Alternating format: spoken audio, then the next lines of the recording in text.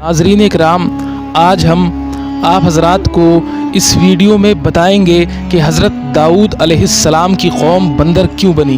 تو آئیے بلا تاخیر ویڈیو کا آغاز کرتے ہیں۔ حضرت داؤد علیہ السلام اللہ کے نبی تھے۔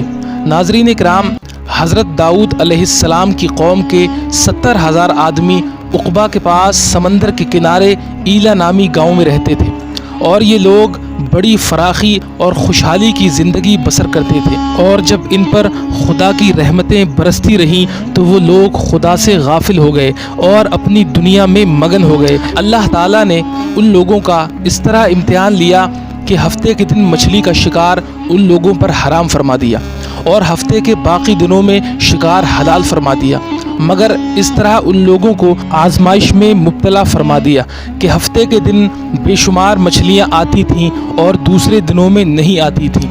تو شیطان نے ان لوگوں کو یہ حیلہ بتا دیا کہ سمندر سے کچھ نالیاں نکال کر خشکی میں چند حوض بنا لو، اور جب ہفتے کے دن ان نالیوں کے ذریعے مچھلیاں حوض میں آ جائیں تو نالیوں کا منہ بند کر دو، اور اس دن شکار نہ کرو بلکہ دوسرے دن آسانی کے ساتھ ان مچھلیوں کو پکڑ لو۔ ان لوگوں کو یہ شیطانی حیلہ بازی پسند آ گئی، اور ان لوگوں نے یہ نہیں سوچا کہ جب مچھلیاں نالیوں اور حوضوں میں مقید ہو گئیں، قید ہو گئیں، تو یہی ان کا شکار ہو گیا۔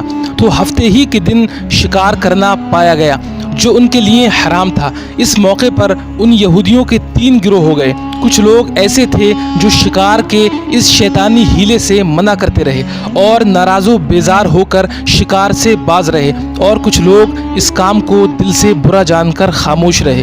دوسروں کو منع نہ کرتے تھے بلکہ منع کرنے والوں سے یہ کہتے تھے کہ تم لوگ ایسی قوم کو کیوں نصیحت کرتے ہو جنہیں اللہ تعالیٰ ہلاک کرنے والا یا سخت سزا دینے والا ہے۔ اور کچھ وہ سرکش و نافرمان لوگ تھے جنہوں نے حکم خداوندی کی اعلانیہ مخالفت کی اور شیطان کی حیلہ بازی کو مان کر ہفتے کے دن شکار کر لیا اور ان مچھلیوں کو کھایا اور بیچا بھی۔ جب نافرمانوں نے منع کرنے کے باوجود شکار کر لیا تو منع کرنے والی جماعت نے کہا کہ اب ہم ان نافرمانوں سے کوئی میل ملاپ نہ رکھیں گے۔ چنانچہ ان لوگوں نے گاؤں کی تقسیم کر کے درمیان میں ایک دیوار بنا لی اور آمد و رفت کا ایک الگ دروازہ بھی بنا لیا۔ حضرت داؤد علیہ السلام نے غضبناک ہو کر شکار کرنے والوں پر لعنت فرما دی۔ اس کا اثر یہ ہوا کہ ایک دن خطا کاروں میں سے کوئی باہر نہیں نکلا، تو انہیں دیکھنے کے لیے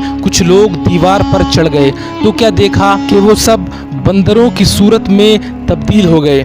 اب لوگ ان مجرموں کا دروازہ کھول کر اندر داخل ہوئے تو وہ بندر اپنے رشتہ داروں کو پہچانتے تھے اور ان کے پاس آ کر ان کے کپڑوں کو سونگھتے تھے اور زار و قطار روتے تھے، مگر لوگ ان بندر بن جانے والوں کو نہیں پہچانتے تھے۔ ان بندر بن جانے والوں کی تعداد 12,000 تھی۔ یہ سب 3 دن تک زندہ رہے اور اس درمیان کچھ بھی کھا پی نہ سکے، بلکہ یوں ہی بھوکے پیاسے سب ہلاک ہو گئے۔